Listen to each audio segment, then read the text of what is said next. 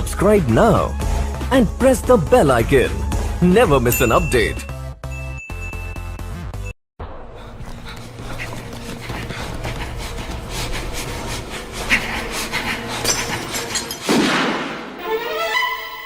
Sunday suspense শুধুমাত্র মির্চি 98.3 তে।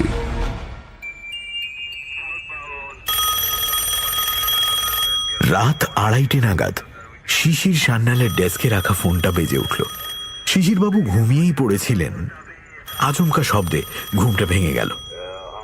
এক ঝটকায় ঘোর কাটিয়ে রিসিভারটা কানে চেপে ধরে বললেন, হ্যালো, বিধাননগর থানা। ওপাশ থেকে প্রথমে ফিনফিনে গলা শোনা গেল। চাপা কান্নার আওয়াজ কি? কিছু একটা প্রশ্ন করতে যাচ্ছিলেন শিশিরবাবু। কান্না থেমে গিয়ে প্রথম কথা শোনা গেল। মেয়েলি গলায় কাঁদতে কাঁদতে শব্দগুলো বলে চলেছে কেউ। এবারে একটা কিছু আছে, আপনি আমাকে বাঁচান মামা বাবু। মামা বাবু? গলাটা চিনতে পারলেন সান্যাল। ঋতু। দিন 7 আগেই ঋতুকে মল্লিক বাড়িতে কাজে লাগিয়েছেন সান্যাল। নিজে সুপারিশ করে বহাল করেছেন। বাড়িতে কি তবে গোলমাল হয়েছে কিছু? কি হয়েছে ঋতু? কাঁদছো কেন তুমি? রিসিভারটা কানে রেখেই সোজা হয়ে উঠে দাঁড়ালেন তিনি। আপনি যত তাড়াতাড়ি পারেন এখানে চলে আসুন, নাহলে আমাকে প্লিজ প্লিজ মামা বাবু। কান্নার দমকে কথা আটকে যায়। কিন্তু কেন? কি কি আছে ওই বাড়িতে? যশোদা ফিরে এসেছে। আমি নিজে দেখেছি, আমি নিজে দেখেছি। কাউকে ছাড়বে না, কাউকে ছাড়বে না। কথাটা শেষ করতে পারে না ঋতু। কান ফাটানো চিৎকার শোনা যায় ওপাশ থেকে, সঙ্গে একটা মিহি হাসির আওয়াজ। ফোন কেটে যায়। শিশির সান্যালের বুকের মাঝখানটা গরম হয়ে ওঠে।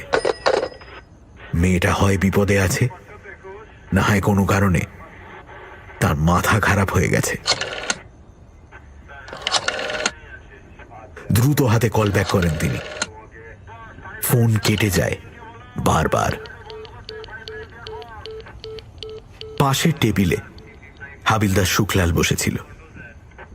সান্যালের থমথমে মুখের দিকে চেয়ে সে জিজ্ঞেস করে, কি হয়েছে স্যার? কিছু গোলমাল? রিভলভারটা কোমরের খাপে ভরতে ভরতে সান্যাল বলেন, বৃন্দাবনকে ডাক দাও, এখনই বেরোতে হবে আমাদের। কোথায়? 6/A মল্লিক বাড়ি, কুইক। বেশি দেরি করলে মেয়েটার বড় কোনো ক্ষতি হয়ে যেতে পারে, তাড়াতাড়ি করো। মল্লিক বাড়ি মানে যেখানে আপনি সেই মেয়েটাকে কাজ দিলেন? কিন্তু কে ক্ষতি করবে তার? সান্যাল দরজার দিকে এগোতে এগোতে বলেন, যশোদা মল্লিক, সে নাকি ফিরে এসেছে। ফিরে এসছে? কোথায় গেছিল? সান্যাল ঘুরে দাঁড়ান, থমথমে গলায় বলেন, মল্লিক বাড়ির ছোট মেয়ে যশোদা মল্লিক আজ থেকে 25 বছর আগে মারা গেছে।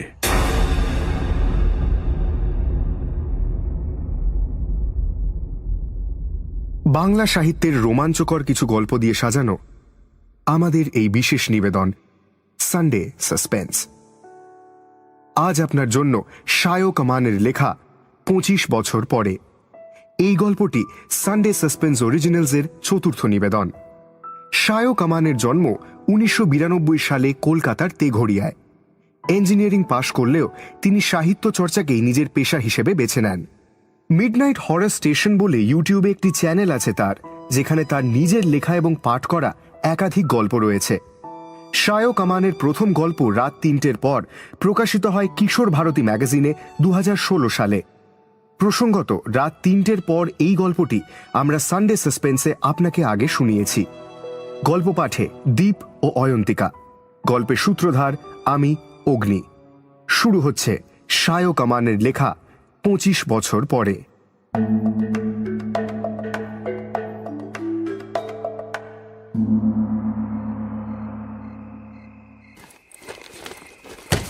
ব্রিফকেসটা টেবিলের ওপর রেখে মাথা ঘুরিয়ে চারপাশটা দেখে নিল ঋতু। বাইরে থেকে বাড়িটাকে দেখেই অদ্ভুত একটা বিষণ্ণতা এসে চেপে ধরেছিল তাকে। ভিতরে এসে সেটা বেশ কয়েক ধাপ বেড়ে গেল। অন্তত 100-1.5 বছর বয়স হবে বাড়িটার। 3 তলা, ইংরেজ আমলের কায়দায় তৈরি। সে সময় বিস্তর খরচাপাতি করে বাড়িটা তৈরি হয়েছিল, সন্দেহ নেই। ইদানিং কিছুটা যত্নের অভাব লক্ষ্য করা যায়। চারদিকের দেওয়ালে কালো ছোপ ধরেছে। প্রাচীনত্বের ভূত এসে ভর করেছে বাড়ির উপরে। এত বড় একটা বাড়িতে মাত্র 2টো মানুষ থাকে, ভাবতেই অবাক লাগে ঋতুর। আপনার থাকার ঘরটা একতলাতেই, মায়ের পাশের ঘরটাই। পরিতোষ মল্লিকের গলাটা পাশ থেকে ভেসে আসতে চমক ভাঙে ঋতুর। সে একগাল হাসে। পরিতোষ সিঁড়ির পাশ দিয়ে এগিয়ে যাওয়া প্যাসেজটার দিকে হাত দেখান। এই যে, এদিকে আসুন। বাগান পেরিয়ে সদর দরজা দিয়ে ঢুকলে এক চিলতে বসার ঘরে এসে দাঁড়াতে হয়। তার ডান দিকে সিঁড়ি উঠে গেছে। সিঁড়ির পাশ দিয়ে সরু প্যাসেজ চলে গেছে। সেদিকে কটা ঘর আছে বোধহয়। ঋতু এগোতেই যাচ্ছিল, এমন সময় সিঁড়ির লাগোয়া দেওয়ালে চোখ আটকে যায় তার। লাইন দিয়ে 3টে ছবি ঝোলানো আছে সেখানে। ছবিগুলো বেশ পুরনো। ওপরের কাঁচে ধুলো পড়ে বেশিরভাগটাই আবছা হয়ে গেছে। আঙুল দেখিয়ে সে বলে, এরা কি আপনাদের পূর্বপুরুষ? পরিতোষ একটু হাসে। প্রথম ছবিটা দেখিয়ে বলে, ইনি আমার বাবা, দুর্গাপ্রসাদ মল্লিক। তা প্রায় বছর 30 হলো মারা গেছেন। আর এটা পাশের ছবিটার দিকে এগোয় পরিতোষ। এটা আমার বোন যশোদা। পরিতোষের গলার স্বর উদাস শোনায়। উনিও মারা গেছেন? আগে হ্যাঁ, 1995। তা প্রায় 25 বছর হতে চলল। বোন মারা যাবার পর থেকেই মায়ের শরীরটা খারাপ হতে শুরু করে। এত বছর পরেও শোকটা কাটিয়ে উঠতে পারেননি। যশোদা মল্লিকের ছবিটার দিকে ভালো করে তাকায় ঋতু। 23 কি 24 বছর বয়স হবে মেয়েটার। ডাগর ডাগর হরিণের মতো 2টো চোখ, টকটকে ফর্সা গায়ের রং, সেই সঙ্গে এক মাথা কোঁচকানো চুল। ঋতুর চোখ আটকে যায়। এত সুন্দর একটা মেয়ে আগে দেখেনি সে। মনে মনে একটু হিংসেই হয় তার। ভারী সুন্দর ছিলেন আপনার বোন। এই বয়সেই মারা যান? আগে হ্যাঁ। ইস, কি করে? বলছি, আগে ঘরটা দেখিয়ে দিই। জিভ কেটে সামনে এগোতে থাকে ঋতু। কৌতূহল ব্যাপারটা তার বরাবরই বেশি। এর আগে যে হাসপাতালে কাজ করত, সেখানেও ধমক ধামক খেয়েছে বেশ কয়েকবার, অথচ শুধরায়নি। ওর নিজের বয়সও প্রায় 25 হতে চলল, অথচ মনটা এখনো শিশুর মতো। হাবভাবেও কৈশোরের ছাপ রয়ে গেছে। প্যাসেজ ধরে বেশ কিছুটা এগিয়ে এলে শেষ প্রান্তে 2টো ঘরের দরজা চোখে পড়ে। তার মধ্যে একটা এখন বন্ধ, অন্যটায় হালকা একটা ঠেলা দিয়ে খুলে ফেলেন পরিতোষ। ঘরের ভিতরটা দেখিয়ে বলেন, এর পাশেরটা মায়ের ঘর। মা এখন ঘুমোচ্ছেন, উঠলে দেখা করবেন কেমন? লাজুক হাসিটা হেসে ঘরের ভিতরে ঢুকে আসে ঋতু। বেশি বড় নয় ঘরটা। দুদিকের দেওয়াল জুড়ে মোট 4টে জানলা করা আছে। মেঝের ওপরে হালকা ধুলোর আস্তরণ। এক কোণে জামা কাপড় ঝোলানোর মতো আলনা, একটা পড়ার টেবিল, আর বিছানা ছাড়া অন্য কোনো আসবাব নেই। ব্রিফকেসটা টেবিলের ওপর রেখে চেয়ারে বসে পড়ল ঋতু। পরিতোষ মল্লিক কিন্তু বসলেন না। সুইচ টিপে পাখাটা চালিয়ে দিয়ে বললেন, বুঝতেই পাচ্ছেন বাড়িতে আমরা দুজন মাত্র থাকি, ফলে কাজকর্ম সব আপনাকেই বুঝে নিতে হবে। প্রথমে একটু অসুবিধে হবে, তবে না না, একদম চিন্তা করবেন না, আমি তো এর আগেও। ঋতুর কথা শেষ হয় না, পাশের ঘর থেকে একটা চাপা গোঙানির শব্দ ভেসে আসে, যেন কাতর কণ্ঠে সাহায্য চাইছেন কোনো মহিলা। পরিতোষ ঘর থেকে বেরোতে বেরোতে বলেন, মা মনে হয় উঠে পড়েছেন, আপনি হাত মুখ ধুয়ে পাশের ঘরে আসুন একবার। পরিতোষ বেরিয়ে যেতে ঘরের লাগোয়া বাথরুমে ঢুকে মুখ হাত ধুয়ে নেয় ঋতু। আয়নার সামনে দাঁড়িয়ে কলটা খুলে দেয়, দুহাত ভরে জল নিয়ে মুখে জলের ঝাপটা দেয়। হঠাৎ কি একটা শব্দ কানে আসে তার। কান পেতে শোনার চেষ্টা করে সে। কল থেকে জল বেরিয়ে বেসিনের উপরে এসে পড়ছে, ছলছল করে শব্দ হচ্ছে তাতে। তার সঙ্গে মিশে খুব ক্ষীণ অস্পষ্ট অন্য একটা শব্দও শোনা যাচ্ছে, যেন জলের ভিতরে একটা ছুরি শান দিচ্ছে কেউ, নাকি মানুষের গলার আওয়াজ। মনের ভুল ভেবে কলটা বন্ধ করে দেয় সে। শব্দ থেমে যায়। কি মনে হতে আবার চালিয়ে দেয় কলটা। আর কোনো শব্দ নেই। একটু হেসে ঋতু বাথরুম থেকে বেরিয়ে আসে।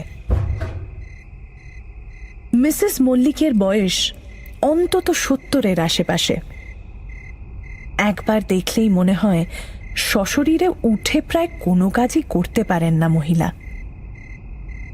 গোটা মুখে বলি রেখার দাগ, শরীরে প্রতিটা ইঞ্চির চামড়া কুঁচকে গেছে, কাঠিন্যে ভরা মুখ। বোঝা যায় একসময় যথেষ্ট জাঁদরেল ছিলেন মহিলা। ইদানিং হয়তো শরীর সায় দেয় না। চাদর দিয়ে গলা অবধি ঢেকে শুয়ে আছেন তিনি। ঠিক পায়ের কাছে বসে আছেন পরিতোষ। মুখ তুলে একবার ঋতুকে দেখে নিলেন মিসেস মল্লিক। পরিতোষ উঠে দাঁড়িয়ে বললেন, ইদানিং মায়ের শরীরটা একটু বেশি খারাপ করছে, তাই আপনাকে আনা। না হলে এ বাড়িতে অন্য কেউ এসে থাকুক সেটা মা খুব একটা পছন্দ করেন না। ঋতু বুঝতে পারে মিসেস মল্লিকের ঘোলাটে চোখের দৃষ্টি এখনো এসে পড়েছে তার মুখে। অস্বস্তি হয় তার। শোনো ছুকরি, এ বাড়িতে তুমি কাজ করছো মানে এই নয় যে বাড়িটা কিনে ফেলেছো। ঠান্ডা বরফের মতো কণ্ঠ মহিলার। কোথাও যেতে গেলে বা কিছু সরাতে গেলে আমাকে জিজ্ঞেস করবে আগে। আগ বাড়িয়ে কিছু করার দরকার নেই তোমার। ঋতু ঘাড় নাড়ায়। সঙ্গে সঙ্গে বাজ পড়ার মতো ধমক শোনা যায়। আমি কিছু জিজ্ঞেস করলে মুখে উত্তর দেবে। মুখে ঘাড় নাড়ানোটা অভদ্রতা। কানে গেছে? মাথা নামিয়ে বলে ঋতু। আমি একতলার ঘর থেকে বেশি একটা বেরোই না। তুমিও এখানেই থাকবে। হ্যাঁ, আমার ছেলে একা থাকে দোতলায়। 3 তলাটা আজ অনেক দিন যাবৎ ফাঁকা পড়ে আছে। দিনে একবার দোতলায় গিয়ে ওর খাবার দিয়ে আসবে, বুঝতে পেরেছ? বেশ, এবার তোমরা যাও। আমার শরীর এখন খারাপ নেই, দরকার হলে তোমাকে ডাকবো। ঘর থেকে বেরিয়ে ঋতু বড় সড়ো একটা নিঃশ্বাস ফেলে। এতক্ষণ যেন একটা দরজা বন্ধ খাঁচার ভিতরে আটকে পড়েছিল। নিজের ঘরের চেয়ারে এসে জড়ো সড়ো হয়ে বসে পড়ে সে। শুনুন, মায়ের আচরণে কিছু মনে করবেন না। আমি তো ছোট থেকে দেখে আসছি, একটু রাশ ভারী, তবে মনটা ভারী নরম। উল্টো দিকের চেয়ারে বসতে বসতে বলতে থাকেন পরিতোষ। এই এলাকায় যে কাউকে জিজ্ঞেস করলেই বুঝতে পারবেন, দরকারে অদরকারে মায়ের কাছে এলে কেউ ফাঁকা হাতে ফিরে যায়নি। শ্বশুরবাড়িতে মারধর খেয়ে পালিয়ে আসা কত মেয়েকে যে আশ্রয় দিয়েছিলেন।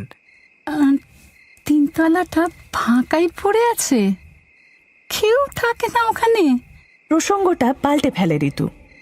আগে না, চাইলে দেখে আসতে পারেন, তবে যত্ন নেওয়া হয় না বলে মাকড়সার ঝুলে একেবারে ঢেকে গেছে পুরোটা। আমি মাসে একবার গিয়ে একটু পরিষ্কার টরিষ্কার করে দিয়ে আসি আর কি। আচ্ছা, কে থাকতেন ওখানে? দাড়িতে হাত রাখেন পরিতোষ। এ বাড়িটা আগে দোতলা ছিল, পরে বাবা নিজের কাজকর্ম আর পড়াশোনার জন্য তিনতলাটা বানান। তবে বেশি দিন ওখানে থাকতে পারেননি। আমি আর যশোদা থাকতাম দোতলার ঘরে। ওর ঘরটাও এত বছর ফাঁকাই পড়ে আছে। যশোদার মুখটা আবার মনে পড়ে যায় ঋতুর। কি মায়া ভরা চোখ দুটো মেয়েটার। নাকের ঠিক পাশে একটা ছোট্ট কালো তিল। উনি কি করে মারা গিয়েছিলেন বলুন তো? প্রশ্নের উত্তর দেওয়ার আগে একটু সময় নেন পরিতোষ। আর ঠিক সেই সময়ের মধ্যে আবার সেই পুরনো শব্দটা কানে আসে ঋতুর, আগের থেকে আরো ক্ষীণ। একটা ধারালো ছুরিকে যেন মেঝের উপরে ঠুকছে কেউ। পাখার নড়াচড়া থেকে কি আসছে শব্দটা? যশোদার তখন 25 বছর বয়স। জানি না কেন বয়স বাড়ার সঙ্গে সঙ্গে মাথার কিছু গন্ডগোল দেখা দেয় ওর। বাড়ি থেকে বেরোতে চাইতো না, কারোর সঙ্গে কথাও বলতো না। কেউ জোর করে কথা বলতে গেলে তাকে রীতিমতো আক্রমণ করে বসতো। শেষে একদিন থেমে পরের কথাগুলো বলেন পরিতোষ। একদিন ওর ঘর খুলে দেখি ওর দেহটা রক্তাক্ত অবস্থায় মাটিতে পড়ে। একটা ছুরি দিয়ে নিজেকে ক্ষতবিক্ষত করেছে ও।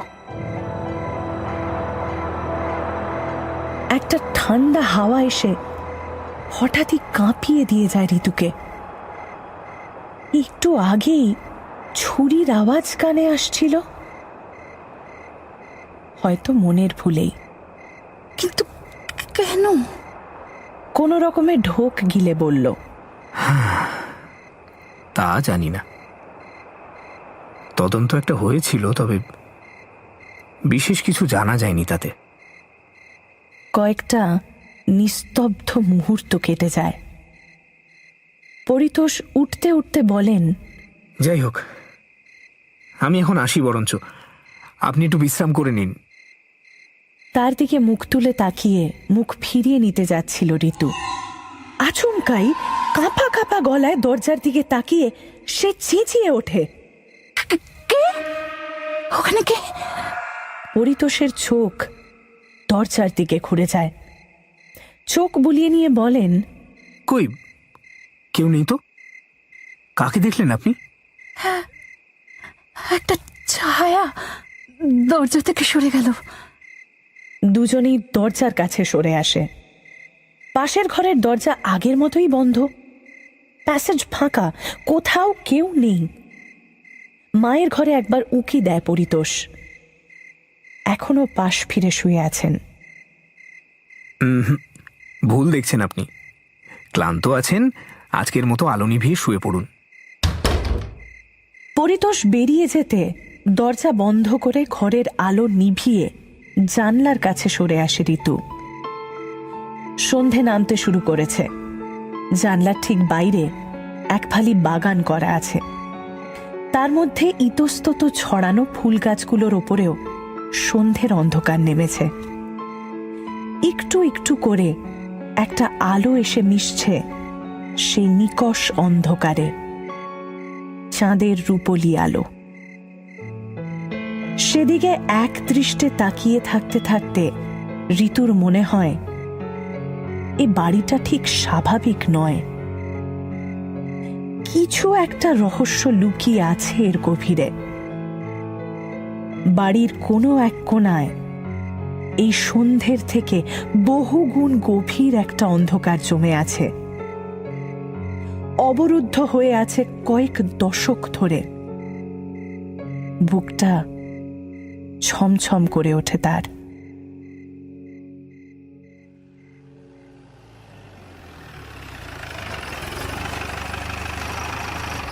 6/A মল্লিক বাড়ির সামনে এসে দাঁড়ালো পুলিশের জিপটা। লাফিয়ে জিপ থেকে নেমে এলেন সান্যাল। তার ঠিক পিছনে বৃন্দাবন। রাত 3টে বেজেছে এতক্ষণে। গোটা পাড়াটা শান্ত হয়ে ঘুমিয়ে আছে। দুটো ভারী বুটের আওয়াজ আর রাস্তার আশপাশ থেকে ঝিঁঝির ডাক ছাড়া অন্য কোনো শব্দ নেই। কিন্তু মরা মানুষ কি করে ফিরে আসে স্যার? জিপ থেকে নেমে প্রশ্ন করে বৃন্দাবন। সুখলাল ড্রাইভ করছিল গাড়িটা।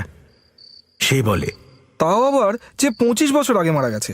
আমি জানি না, তবে মেয়েটা যে বিপদে আছে তাতে সন্দেহ নেই।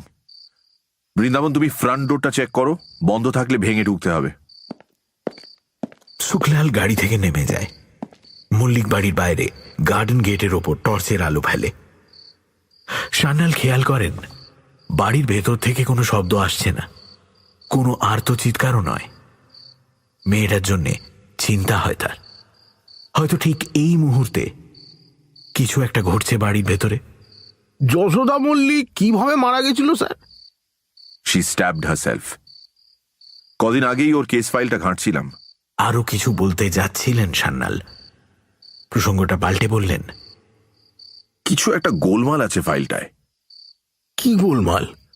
পরে হবে সেসব, আগে মেয়েটাকে বাঁচানো দরকার। বৃন্দাবন। এতক্ষণে গেট পেরিয়ে বাগানের ভেতর ঢুকেছে বৃন্দাবন। ভেতরের দরজাটায় এখনো তালা লাগানো। পকেট থেকে রিভলভার বার করে সেটার ওপর একটা গুলি চালায় সে।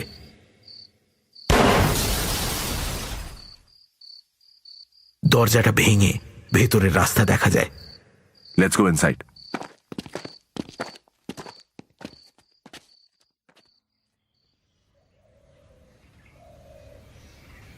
সকালে উঠে মনটা হালকা হয়ে গেল ঋতুর। এ বাড়িতে এসে থেকে 3টে দিন কেটে গেছে। এর মধ্যে আর গন্ডগোল কিছু চোখে পড়েনি। কাজকর্মের মধ্যে ডুবে গেলে অন্য কিছুর কথা খেয়ালও থাকে না। প্রথম দিন সন্ধ্যের সেই ছায়াটার কথা 2-1বার যে মনে আসেনি তা নয়, কিন্তু এ বাড়িটা পুরনো। বেশিরভাগ দেওয়ালেই কালচে রং ধরেছে। তার উপর বেশি আলো জ্বালানো থাকে না। চোখের ভুল হওয়া আশ্চর্য না। তবে ঋতু খেয়াল করেছে পাম্প না চললে নৈশব্দের সুযোগে বেশ কিছু অবাঞ্ছিত শব্দ কানে আসে তার, যেন গোটা বাড়িটাই তাকে কানে কানে কিছু বলতে চাইছে। সত্যি কি তেমন কিছু আছে এ বাড়িতে? ভাবনাগুলোকে এড়িয়ে যেতে চায় ঋতু বারবার। সে কাজ করে, পয়সা পায়, এসব আজগুবি চিন্তা মনে না নাই ভালো। এই কদিন পরিতোষ মল্লিক বাড়ি ছিলেন না খুব একটা, ফলে দুপুরে খাবার দিতে যেতে হয়নি। আজ তিনি বাড়িতে আছেন। দুপুর ঠিক 1টা বাজতেই একটা প্লেটে পরিতোষের খাবার নিয়ে দোতলায় হাজির হলো ঋতু। বাড়ির সিঁড়িগুলো সরু সরু। সকাল থেকে পাম্প চলা শুরু হয়েছে, তার গনগন আওয়াজ ভেসে আসছে। বাড়িটা প্রায় ফাঁকা বলে প্রতিধ্বনিত হয়ে আরো গম গম করছে। সিঁড়ি পেরিয়ে দোতলায় উঠলে একটা লম্বা প্যাসেজে এসে দাঁড়াতে হয়। সেটা দুদিকে ভাগ হয়ে গেছে। বাঁদিকে গেলে পরিতোষের ঘর। সেখানে পৌঁছে টেবিলের উপরে খাবারটা রেখে দেয় ঋতু। পরিতোষ ঘুমোচ্ছে। মাথার কাছে রাখা রেডিওতে পুরাতনী গান বেজে চলেছে। বিড়ালের মতো পা টিপে টিপে ঘর থেকে বেরিয়ে আসে সে। নিচে নেমেই যাচ্ছিল, হঠাৎ সেদিন সন্ধ্যায় ছবিতে দেখা যশোদা মল্লিকের চোখটা মনে পড়ে।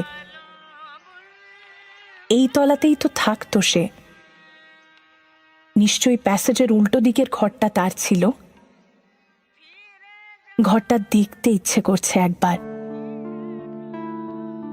পায়ে পায়ে হেঁটে প্যাসেজ পেরিয়ে আসে ঋতু। এদিকের ঘরগুলোর জানলা বন্ধ, ফলে আলো আরো কম।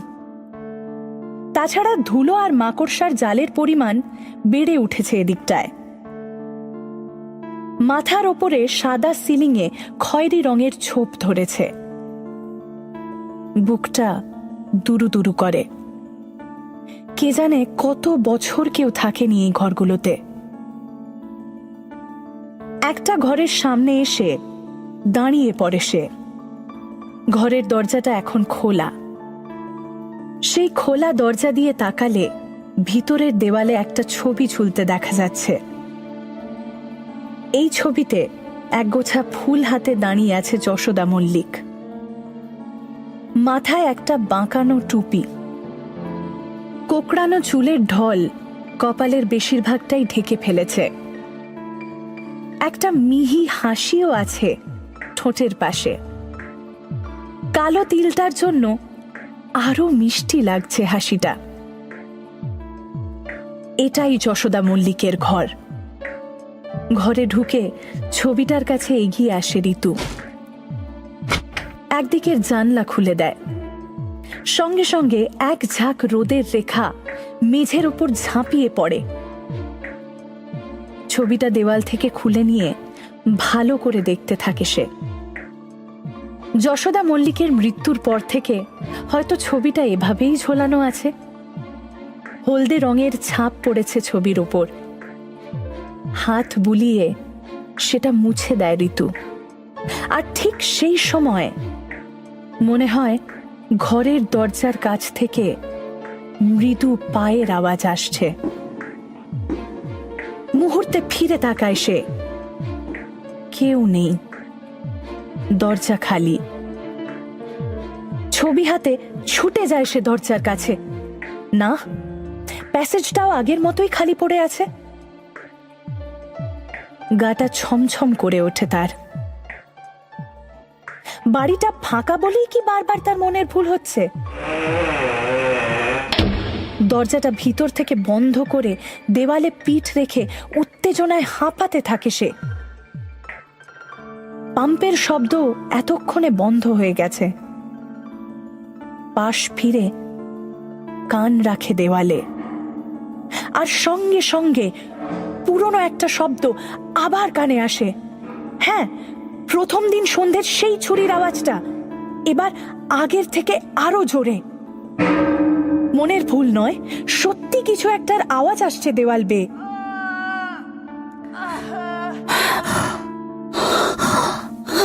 আচমকা একটা শব্দ শুনে সে থরথরিয়ে কেঁপে ওঠে।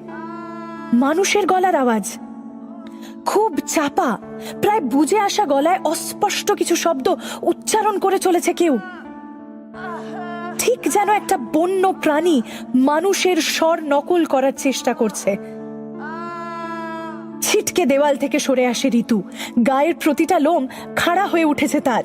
মনের ভিতর থেকে কেউ বলে দেয় একটা ভয়ানক রহস্য লুকিয়ে আছে এ বাড়িতে। নিচে তাকায় সে। হাতে ধরা ছবিতে যশোদা মল্লিকের মুখের ঠিক ওপরে তার নিজের মুখের প্রতিচ্ছবি এসে পড়েছে। মায়াময় চোখ দুটো তুলে এক দৃষ্টে ঋতুর দিকে তাকিয়ে আছে যশোদা। কিছু কি বলতে চাইছে? ছবিটা দেওয়ালে তুলে রাখতে গিয়ে থমকে যায় ঋতু। ছবিটা যেখানে টাঙানো ছিল সেখানে এখন চৌকো রং ওঠা দেওয়াল বেরিয়ে পড়েছে। এতকাল ছবির আড়ালে ঢাকা পড়েছিল জায়গাটা।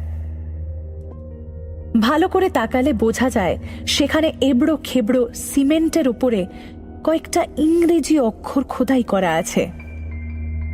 ধারালো কোনো অস্ত্র দিয়ে কারোর নাম খোদাই করে রেখেছে কেউ। অক্ষরগুলো পড়ার চেষ্টা করে ঋতু।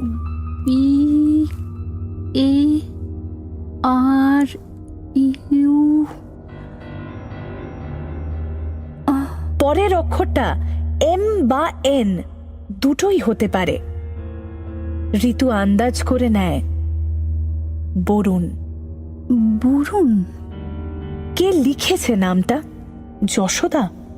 নাকি এই বাড়িতে বরুণ নামে কেউ থাকতো?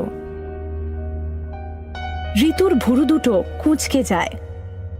ছবিটা টাঙিয়ে রেখে ঘর থেকে বেরিয়ে আসতে যাচ্ছিল এমন সময় ছিটকে মাটির ওপর পড়ে সে। 3 তলা থেকে একটা শব্দ ভেসে এসেছে এই মাত্র, যেন একটা ভারী জিনিসকে মাটির ওপর দিয়ে টেনে নিয়ে যাচ্ছে কেউ। মনস্থির করে নেয় ঋতু, এ বাড়ির রহস্য যেভাবে একটা সরু হাতের স্পর্শ এসে পড়ে তার কাঁধে। কাঁপা গলায় চিৎকার করে মাটিতে বসে পড়ে সে। আপনি এখানে কি করছেন?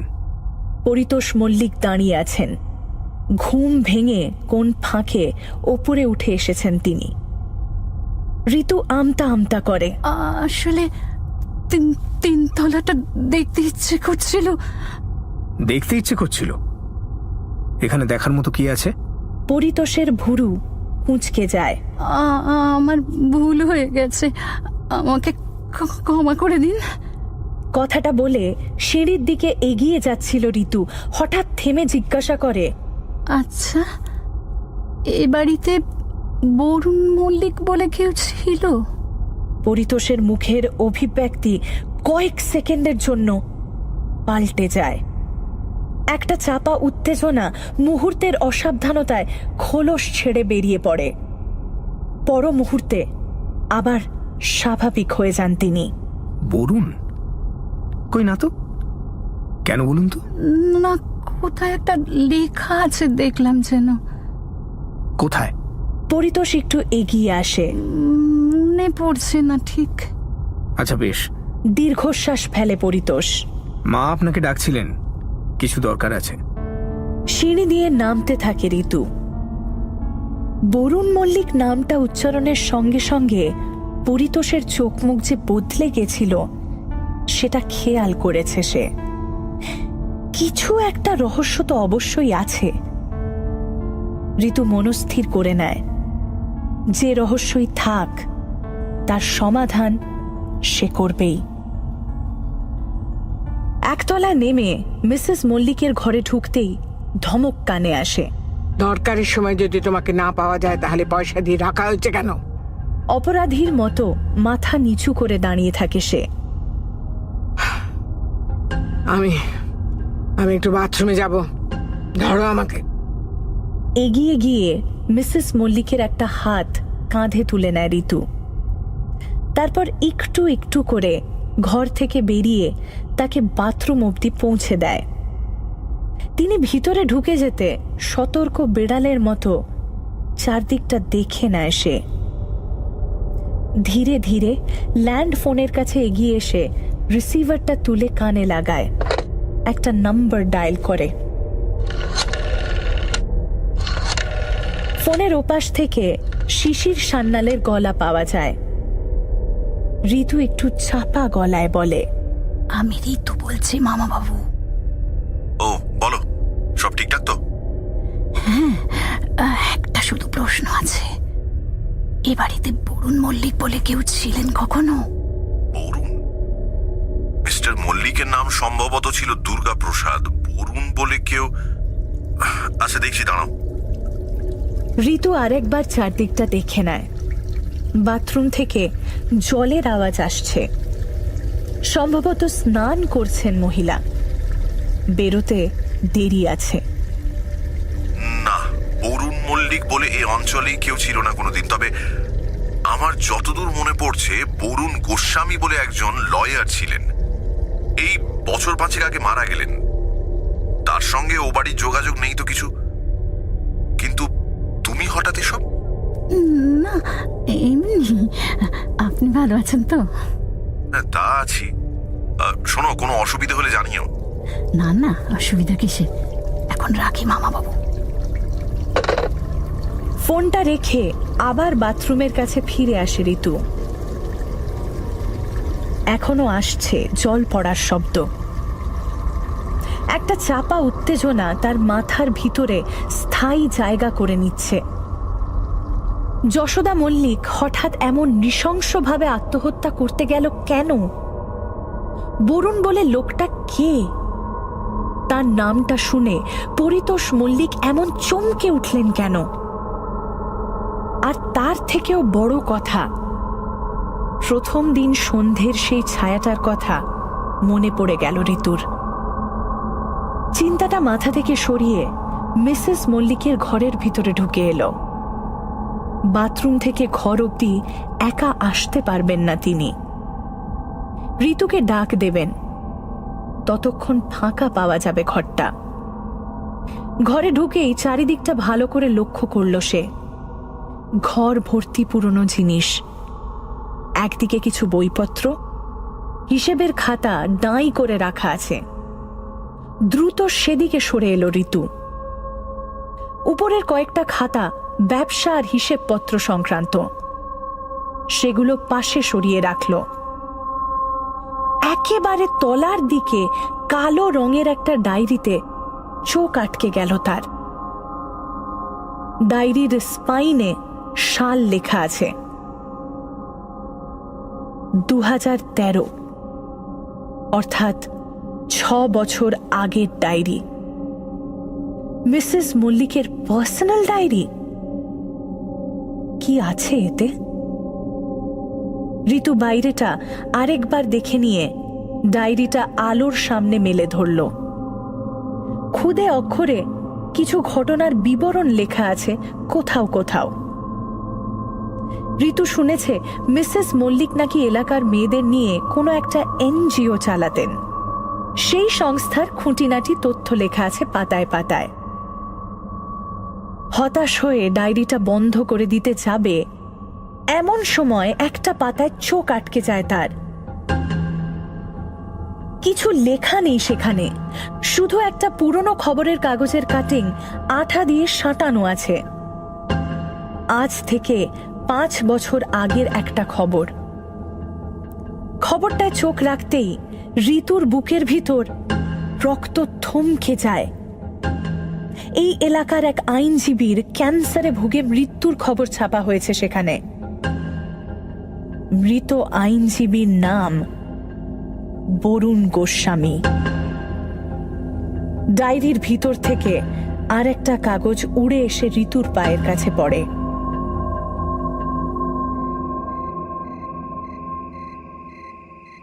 ভাঙা দরজার ভেতর দিয়ে ঢুকে এলো বৃন্দাবন। তার ঠিক পিছন পিছন শিশির সান্যাল। 2 দিন আগে ঋতুর কলটা পেয়েই মল্লিক বাড়ির কেস ফাইলটা আবার ঘেঁটে দেখেন তিনি। একটা খটকা চোখে পড়ে। বরুণ নামটার খোঁজ ঋতু কেন করছিল তা অবশ্য এখনো তিনি জানতে পারেননি। বন্দুকের আওয়াজে হয়তো এলাকার কিছু লোকের ঘুম ভেঙে গেছে। এতক্ষণে নিস্তব্ধ হয়ে ঘুমোচ্ছিল সবাই। এবার পাড়ার অন্য বাড়িগুলো থেকে মৃদু গুঞ্জনের শব্দ ভেসে আসতে শুরু করেছে। মল্লিক বাড়ির একতলার বসার ঘরে ঢুকে এলেন দুজনে। পিছনে টর্চ হাতে শুক্লাল। সাদাটে গোল আলো এসে পড়েছে একতলার মেঝের উপর। ডান দিকে সেটা ঘোরাতেই সিঁড়ির ধাপগুলো চোখে পড়ল। পাশেই প্যাসেজ ফাঁকা। পাম্পের আওয়াজ কানে আসছে। আমরা পুলিশ, কেউ সামনে থাকলে হাত তুলবেন, চিৎকার করে ওঠেন শিশির সান্যাল। অন্ধকারে ডুবে রয়েছে গোটা একতলাটা। রিভলভারটা সামনে তুলে ধরে এগিয়ে যান দুজনে। সিঁড়ি ঠিক নিচেই একটা দেওয়ালে ঝোলানো ছবি উল্টে পড়ে আছে। ভেঙে গেছে ছবিটা, কাঁচের টুকরো ছড়িয়ে আছে চারপাশে। ছবিটা হাতে তুলে নেন সান্যাল। যশোদা মল্লিকের ছবি। সেটা নামিয়ে রেখে বৃন্দাবনের দিকে ফেরেন। আমি একতলাটা দেখছি, তুমি ওপরে যাও। কিছু গোলমাল দেখলে পায়ে শুট করবে, পায়ে পায়ে। Hurry up. বৃন্দাবন সিঁড়ি দিয়ে ওপরে ছুটে যায়। তার পেছন পেছন টর্চ হাতে শুক্লাল। পকেট থেকে একটা টর্চ বের করে নিজের রিভলভারের উপর ধরে প্যাসেজের শেষ প্রান্তে এগিয়ে যান সান্যাল। পাশাপাশি দুটো ঘর, দুটোরই দরজা এই মুহূর্তে খোলা। তিনি আবার চিৎকার করে ওঠেন, ঘরে কেউ থাকলে বেরিয়ে আসুন, ভয়ের কিছু নেই। এক পা করে এগিয়ে যান সান্যাল। অন্ধকারের ভেতর যেটুকু অংশে সাদা আলো পড়ছে তাতে দেখা যাচ্ছে ঘরের এক কোণে দুটো হাঁটুর উপর মাথা গুঁজে বসে আছে একটি নারী মূর্তি। মৃদু দুলছে যেন তার শরীরটা। মিসেস মল্লিক? কোনো উত্তর আসে না শরীর থেকে। আগের মতোই মুখ ঢেকে দুলছে, বিড়বিড় করে উচ্চারণ করে চলেছে কিছু। সান্যাল আরো এগিয়ে যান, একটা হাত বাড়িয়ে স্পর্শ করতে যান মূর্তির মাথাটা। ছিটকে পিছিয়ে আসেন তিনি। মুখ তুলেছেন মিসেস মল্লিক, কিন্তু সে মুখের ডান প্রান্ত থেকে বাঁ প্রান্ত অবধি লম্বা ফালা হয়ে কাটা একটা দাগ। রক্তের ধারা বয়ে আসছে সেই কাটা জায়গাটা থেকে। রক্ত মাখা মুখেই খলখল করে উন্মাদের মতো হেসে চলেছেন মিসেস মল্লিক। তার বিড়বিড় উচ্চারণ এতক্ষণে ভাষা পেয়েছে।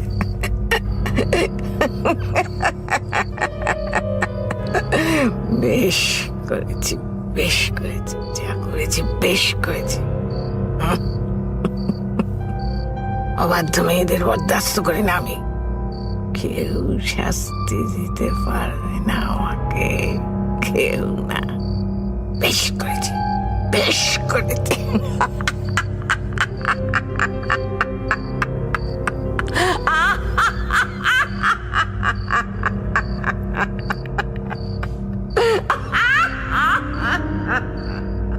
আকাশ বিদীর্ণ করে হাসতে থাকেন তিনি। কি করেছেন আপনি? প্রশ্নটা করার সঙ্গে সঙ্গে একটা জমাট অন্ধকার আছড়ে পড়ে সান্যালের গায়ে। সামলে নিয়ে সেদিকে টর্চ ফেলে চেনা মুখ দেখতে পান তিনি। ঋতু, উদ্ভ্রান্তের মতো চেহারা তার, গায়ে রক্তের ছিটে লেগে আছে, হাতে ধরা একটা ধারালো ছুরি। সান্যাল পিছিয়ে এলেন, অজান্তেই বন্দুক উঠে আসে ঋতুর দিকে। আপনি আপনি বাঁচান আমাকে। কোন রকমে উচ্চারণ করে সে, যশোদা ফিরে এসেছে এই বাড়িতে, এই বাড়িতে।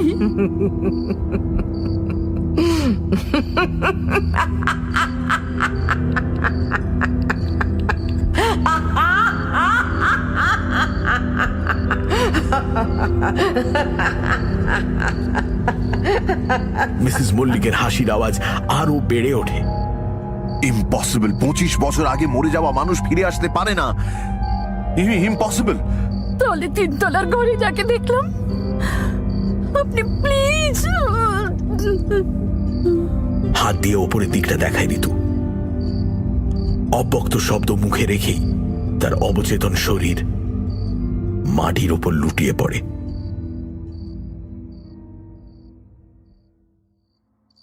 মাঝরাতে বিছানা ছেড়ে উঠে পড়ে ঋতু। আজ রাতে সে ঘুমায়নি। উত্তেজনায় ঘুম পায়ওনি তেমন। ঘরের দরজাটা অল্প একটু খুলে বাইরে মুখ বাড়িয়ে সে দেখে নেয় একতলায় কেউ আছে কিনা। কেউ নেই। পা টিপে টিপে বাইরে বেরিয়ে আসে। মিসেস মল্লিকের ঘরে একবার উঁকি দেয়। হ্যাঁ, ঘুমাচ্ছেন, কোনো সন্দেহ নেই। ঋতুর এক হাতে টর্চ, অন্য হাতে একটা পুরনো হলদেটে কাগজ। আজ সকালে এই কাগজটাই খসে পড়েছিল ডায়েরির ভেতর থেকে। একটু কোণের দিকে সরে এসে টর্চ জেলে কাগজটায় কিছু একটা মিলিয়ে নেয় ঋতু। তারপর আবার সিঁড়ি দিয়ে উঠতে থাকে। ঋতু বুঝতে পারে না ওর ঠিক পিছনে আরো সতর্ক পায়ে কেউ নজর রাখছে ওর ওপর। এ বাড়ি এমনিতেই অন্ধকার, তার ওপরে এখন রাত বলে সমস্ত বাতি নিভিয়ে দেওয়া হয়েছে। দোতলা পেরিয়ে 3 তলায় উঠে আসে সে। প্যাসেজের শেষ প্রান্তের জানলার পাল্লা এখন খোলা। সেখান দিয়ে মিহি চাঁদের আলো এসে ঢুকছে এখন। প্যাসেজের মেঝের ওপর জটিল রূপালী নকশা কাটা রয়েছে। টর্চটা নিভিয়ে দেয়। বিশেষ একটা ঘরের দিকে এগিয়ে যায়।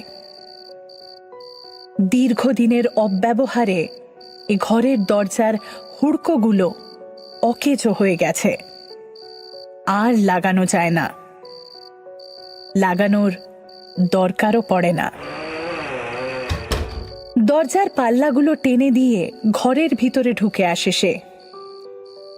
জানলা খুলে হাতের কাগজটা মেলে ধরে মুখের সামনে।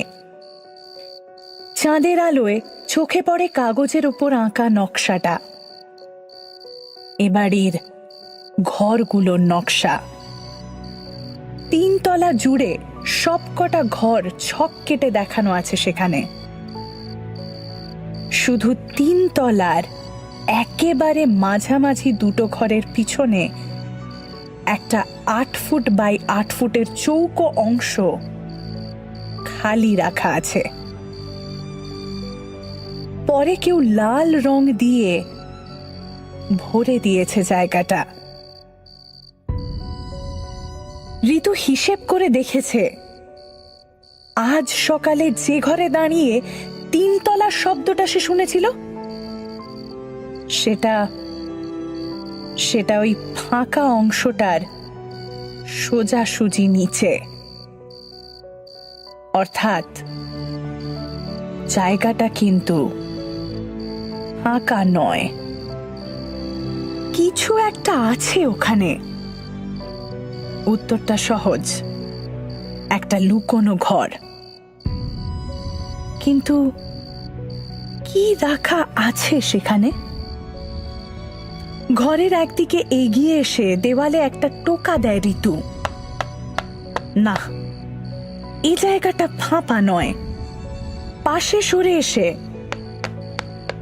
আবার টোকা দেয়। এখানটাও নিরেট।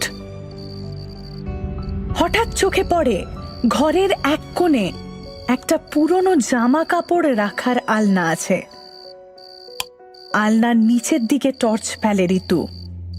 সঙ্গে সঙ্গে মাথায় বিদ্যুৎ খেলে যায়। আলনার ঠিক নিচে বেশ খানিকটা জায়গায় ধুলো এলোমেলো হয়ে আছে, অর্থাৎ মাঝে মাঝে সরানো হয় আলনাটা। মানে গোপন ঘরের দরজা আলনার পিছনেই আছে।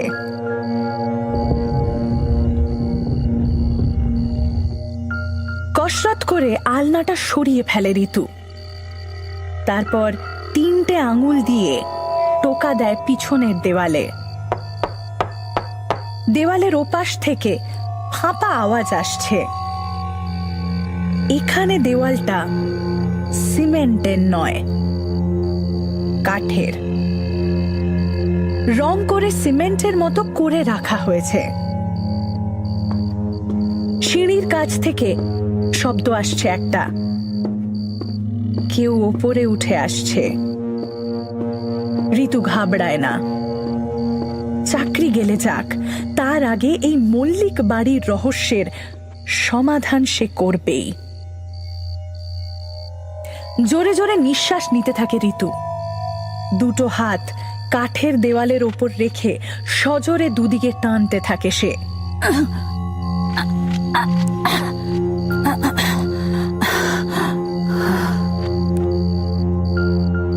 সরসর করে আওয়াজ হয় একটা। আরো জোর লাগবে, আরো জোর দরকার হাতে। পায়ের আওয়াজ ঘরের প্রায় ভিতরে ঢুকে এসেছে। একটু একটু করে খুলে যায় পাল্লাটা। পিছন থেকে মিসেস মল্লিকের হিম শীতল গলা কানে আসে। এই বয়সের মেয়েদের মরার এত স্বাদ জাগে কেন বলতো? কেন জাগে? তোর মতো বয়সেই আমার মেয়েটাও গেল, আর আজ তুই। একবার শেষবারের জন্য পিছন ফিরে তাকিয়ে ঋতু দেখে জ্যোৎস্না মেখে দাঁড়িয়ে আছেন মিসেস মল্লিক। তার হাতে একটা ছুরির ফলা চকচক করছে। এতটা সিঁড়ি উঠে আসতে কষ্ট হয়েছে মহিলার। মুখটা হাঁ করে বড় বড় নিঃশ্বাস নিচ্ছেন তিনি। চেরা হাসি লেগে আছে মুখের এক প্রান্তে। ঋতু বুঝলো মিসেস মল্লিক তাকে বেঁচে বেরোতে দেবেন না এখান থেকে। কি এমন লুকোনো আছে ঘরের ভিতর? সামনে তাকালো সে। কাঠের দরজাটা এখন খুলে গেছে। ভিতরের জমাট অন্ধকারের বুক থেকে ভেসে আসছে একটা বুনো জন্তুর গলার আওয়াজ, সেই সঙ্গে একটা তীব্র অমানসিক দুর্গন্ধ। ঋতুর মনে হলো এক্ষুনি অজ্ঞান হয়ে মাটিতে পড়বে সে। কাপা কাপা হাতে টর্চটা সামনে ধরল সে, আর সঙ্গে সঙ্গে তার চলন্ত হৃৎপিণ্ড কয়েক সেকেন্ডের জন্য বন্ধ হয়ে গেল। ঘরের ভিতরে এক পলকের জন্য যে নারকীয় প্রাণীটা চোখে পড়েছে তার সঙ্গে মানুষের কোনো মিল নেই।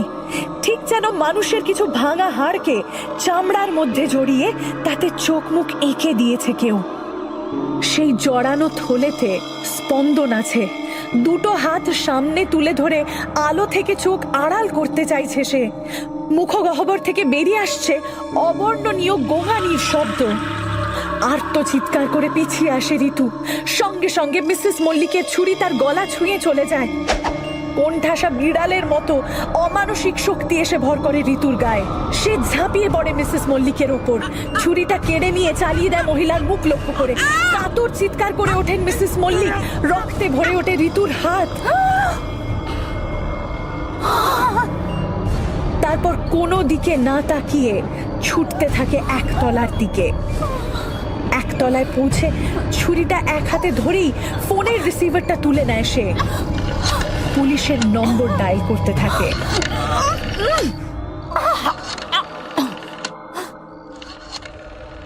সুখলাল আর বৃন্দাবন এতক্ষণে 3 তলায় উঠে এসেছে। 2 তলায় পৌঁছে মাটিতে পড়ে থাকা একটা দেহ দেখতে পেয়েছে দুজনে। পরিতোষ মল্লিক। ছুরি দিয়ে আঘাত করা হয়েছে তার পায়ে। আঘাত যে ঋতুই করেছে তাতে কোনো সন্দেহ নেই। ভদ্রলোকের জ্ঞান আছে এখনো। উঠে দাঁড়ানোর চেষ্টা করছেন তিনি। তাকে 2 তলাতেই রেখে 3 তলায় উঠে এলো 3 জনে। জোরালো টর্চের আলো এখন এসে পড়েছে ঘরগুলোর ভিতরে। ঘরটা চিনে নিতে ভুল হলো না সান্যালের। এদিকে এসো, something is going on here. গোঙানির আওয়াজটা শুনতে পেয়েছেন সান্যাল। একটা বন্য প্রাণী যেন অসহ্য যন্ত্রণায় ছটফট করছে। মৃত্যু ঘনিয়ে আসছে তার। 3 জনে এসে দাঁড়ালেন কাঠের দরজাটার সামনে।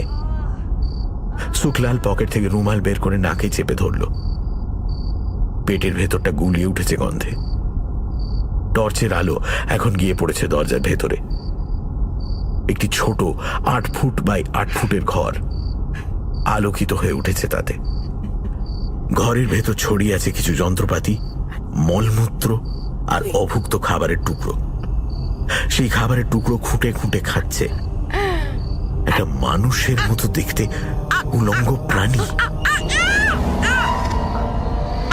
ভালো করে লক্ষ্য করলে বোঝা যায় তার একটা মুখ আছে, চুল আছে, চোখ আছে।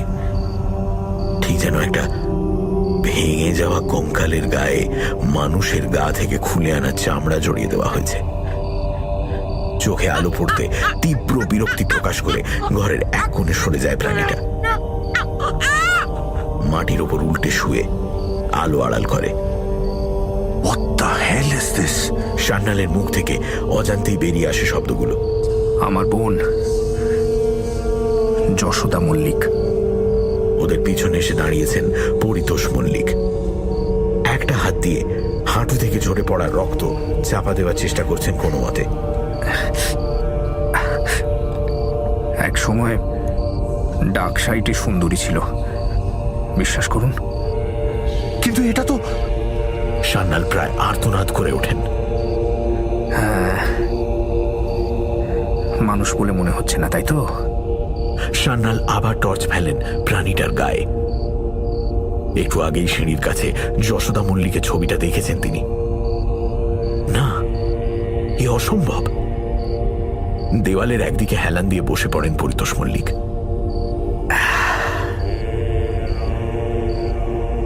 আজ 25 বছর হলো এই ঘর থেকে বেরোতে দেওয়া হয়নি ওকে।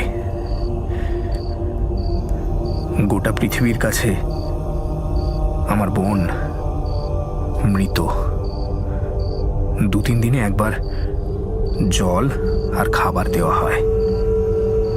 বাথরুমটা তো এই ঘরেই, বুঝতেই পারছেন। মাই গড! কিন্তু কেন? সান্যাল বিশ্বাস করতে পারছেন না এখনো। পরিতোষ মল্লিক হাসেন।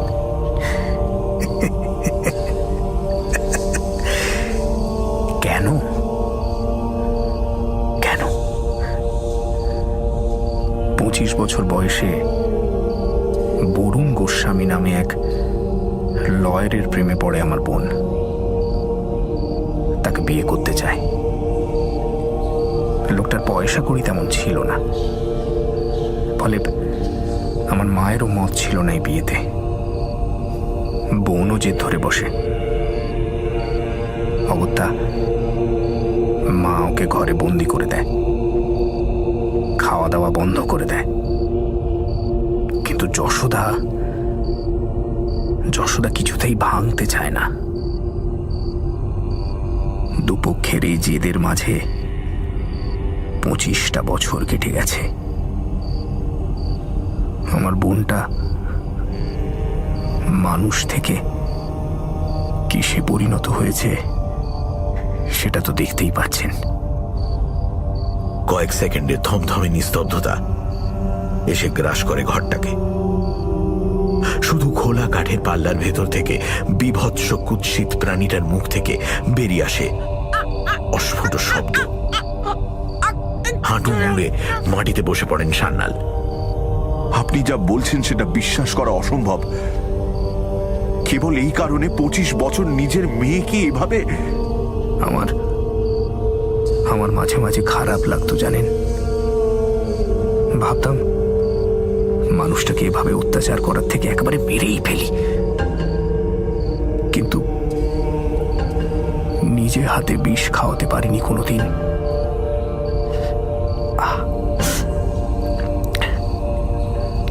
সপ্তাহে 2 দিন দরজার তলার ওই ফাটলটা দিয়ে ওকে খাবার দিয়ে যেতাম।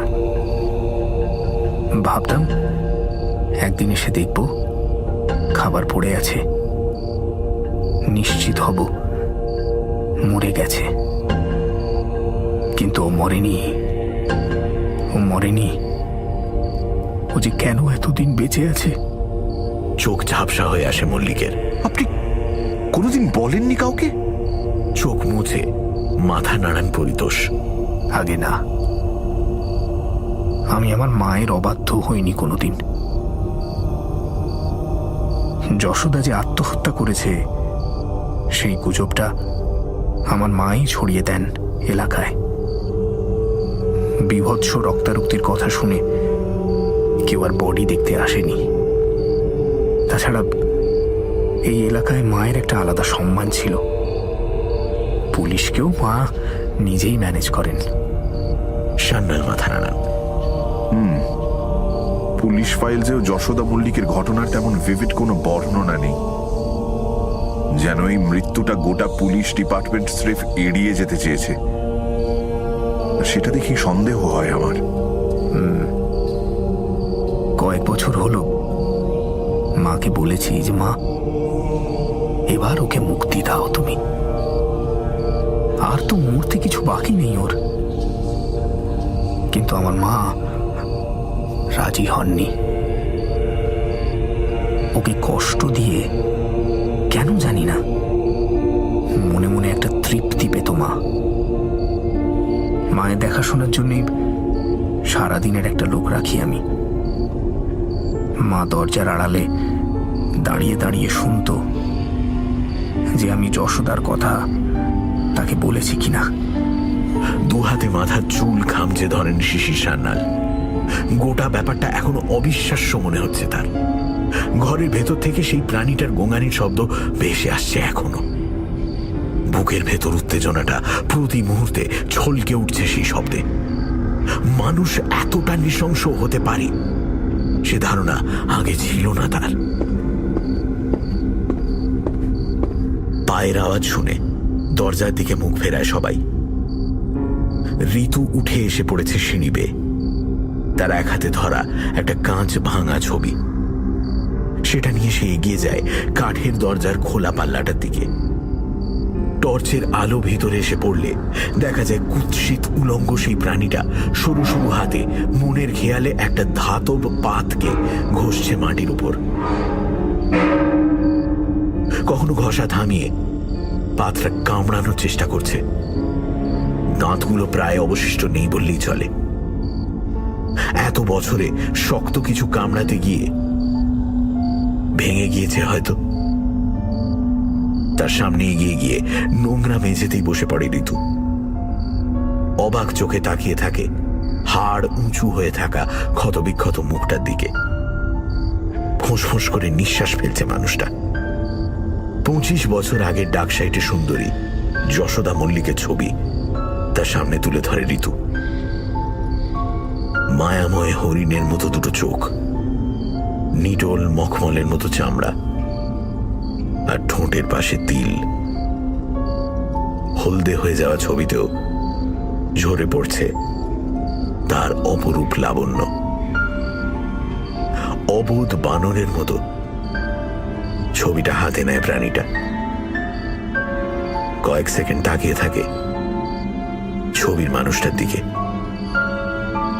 আচমকা ছবির একটা কোণা কামড়ানোর চেষ্টা করে, তারপর ছুঁড়ে ফেলে দেয় মেঝের উপর।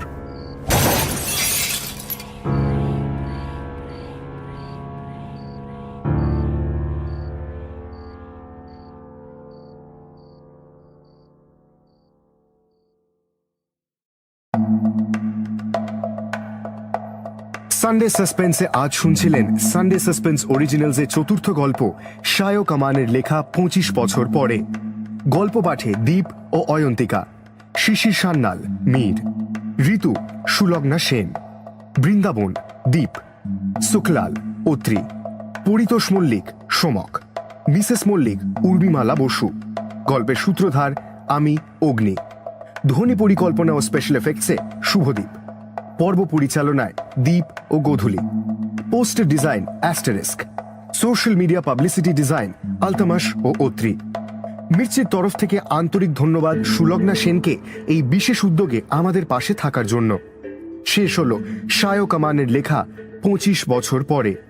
আগামী সপ্তাহে আরও একটি রোমাঞ্চকর গল্প নিয়ে হাজির হবে সানডে সাসপেন্স।